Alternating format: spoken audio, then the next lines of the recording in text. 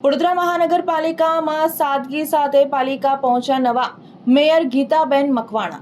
વડોદરા મહાનગરપાલિકામાં નવા શાસક મંડળના પદાધિકારીઓએ આજે સત્તાવાર રીતે કાર્યભાર સંભાળ્યો છે।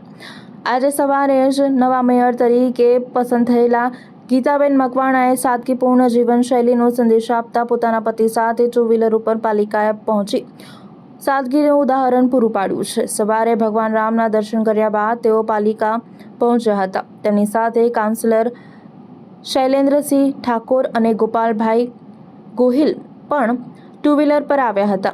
ગીતાબેન મકવાણા મેયર બન્યા છે ત્યારે એક સંદેશ આપ્યો છે।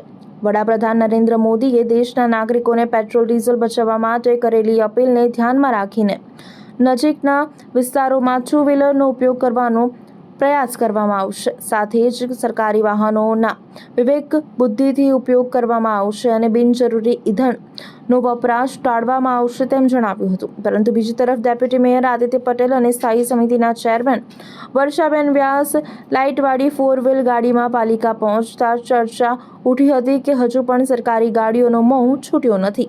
આ મુદ્દે પદાધિકારીઓએ સ્પષ્ટતા કરતા જણાવ્યું હતું કે સરકારી લાઇટવાળી ગાડીઓનો ઉપયોગ માત્ર જરૂરી અને સત્તાવાર કામ માટે જ કરવામાં આવશે। નવા શાસક મંડળની શરૂઆત સાથે હવે શહેરમાં સાદગી, સંયમ અને ઈંધણ બચતનો સંદેશ કેટલો સમય રહેશે અને કેટલો અસરકારક અને અમલમાં આવે છે તે જોવું રહ્યું।